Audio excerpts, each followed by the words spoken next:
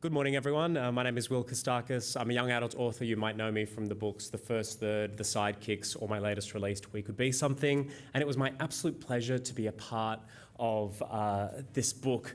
Look, what I contributed to it was there was one section on transforming Shakespeare, which was taking one of the Shakespearean sonnets and then reimagining it for a young adult audience today. And then off the back of that, then I wrote another chapter on what is young adult fiction and what defines it and how we go about writing it ourselves. And today, I really wanted to focus on how empowering writing is for writers and for readers. And I thought I would begin by talking a little bit about, the challenges that English teachers face nowadays, especially as, the offerings of fiction to add to our reading lists have diversified so much over the years.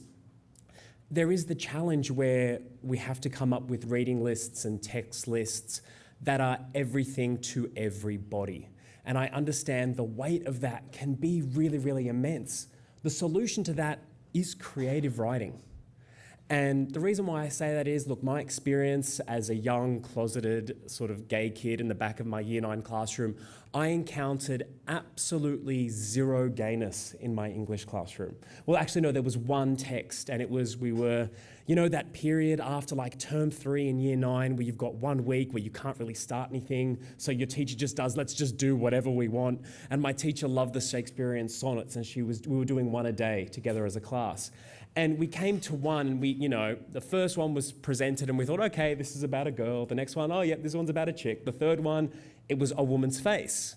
And we read it, it's like, and someone in the class, God love him, he was a bit dim, but he put his hand up and was like, Miss, why is Shakespeare writing about this girl having a woman's face? Is that because she looks old? And my teacher was like, oh no, he's actually talking about a guy. And she just tosses it out there, and it was like, oh, a lot of Shakespeare's sonnets were actually, we believe, written, for men. And she was like, oh, one particular man. And I remember that being like a lightning bolt for me because I was there deeply closeted. This is back in the era where you came out at the end of your career when sales were waning and then people took you off to the farm upstate to just live your gay little life. And it was always a controversy. Think about George Michael, that sort of thing. And I was sitting there going, I really wanted to be a writer, and I wanted to be read, but I also wanted to be loved. And there was that sort of tension in my life where I was like, I'm going to have to choose between one of these things. And, when we talk about the power of reading diverse texts and all that sort of stuff, that was the first time in the classroom where I thought, holy crap, I can have both. Still deeply afraid. I didn't write queer characters for another 10 years, right? It was really scary.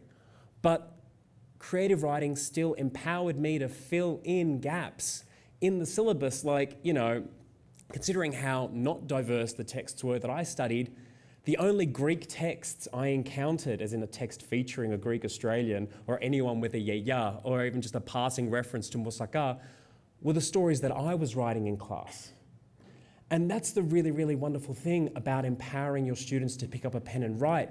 It's that if you don't have the texts on your syllabus, they can write themselves into the classroom. And that brings with it so much power. And my teacher would always tell me, oh, Will, your stories always stood out, on the marking deck because I'd be reading these really boring stories about rugby. And then, oh, there's a Greek grandmother and she's being outrageous. And that's something that I've brought with me to my creative writing as an adult. It's something I keep returning to because I understand the power and the authenticity of, sharing my experiences with others and being open and honest. The empowerment is shared. Writing empowers me as a writer. I get to see myself. Teenagers who get to write their lived experience, they get to see themselves. My favourite ever, those in New South Wales, we used to study something called belonging. And so I remember teaching a belonging workshop, and this kid, I'm like, can you tell me about an experience when you felt like you really belonged? And I remember this kid he puts up his hand. He was one of those kids where you could tell the teacher was like, oh, hell no, do not speak to the visiting author. You be quiet, you're the troublemaker. And I'm like, no, this is the one I want to hear from. And I'm like, yeah, tell me. And he's like, oh, so I've got a story about when I belonged. I'm like, go for it. He's like, so right, we hate this kid called Tim, right? And I'm just like, and you just see the teacher just look like, and I'm like, go on. And he's like, right, well, so he works at Macca's. And so this one night when he was finishing up clothes, what we did was we got all this wet toilet paper. And we ran outside his Macca's and we started TPing his Macca's, me and my mate Sam. And he was inside crying, right? But I looked over at Sam, and as he was throwing the toilet paper, I felt like I really belonged. And I'm like, oh my God, he's written a story about belonging through bullying. This is amazing. No one else in the state is going to write this. And it was the first, and his teacher didn't want him to speak up in class. But that was the first time that he saw himself through the sort of strictness of the English syllabus. And writing allowed him to reflect himself.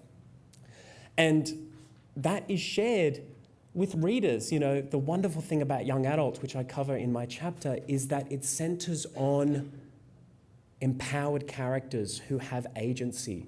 And they are teenagers who are usually their parents are, suspiciously absent in their lives, and they have to step up, whether it is go on a fantasy quest or, solving other problems. But it's not just, gone are the days where we have these passive characters who are looking onto things and wondering, oh, this is really sad. I am just transcribing this all. These are characters who are active in the creation of meaning in their own lives. And that is infectious for a reader, because you are showing teenagers, hey, this is what you can do to be empowered in your life, where, look, we live in an increasingly scary world. And I always encourage English teachers, if there is a book on your reading list that is collecting dust, I am certain that there is a young adult book that covers very similar themes, but conveys those themes in a way that speak to, I'm uncoordinated, that speak to younger readers of today. And so please don't be afraid to explore young adult fiction on your reading lists, either pairing them with an older text, like I know schools that pair Hunger Games with 1984.